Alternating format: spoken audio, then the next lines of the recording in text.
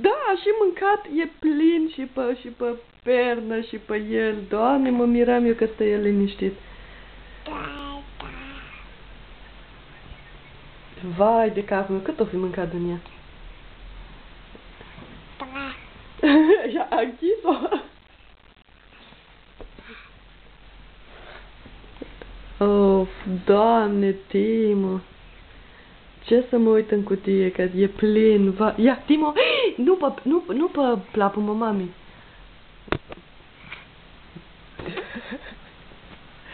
Da, mă miram eu că stă așa cu minte, am crezut că se joacă și el, dar uite că a învățat să se suie în pat.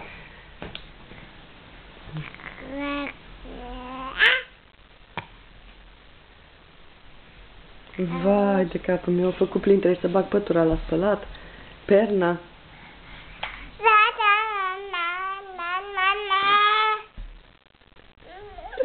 Oh, Doamne.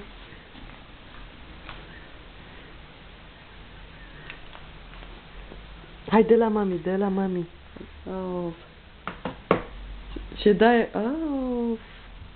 Nici nu pot, trebuie să-i dau cu săpun acum și pe haine, că nu se ia ușor crema asta. Stai că a prins un film. Îl filmez acum.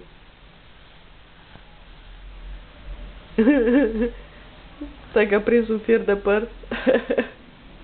A prins un fir de păr. Timo?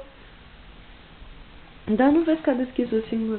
Oh, dar naiba să dea Timo, mami. Ia uite. Stai. Tiri. Hai să te spele, mami. Bine, mă.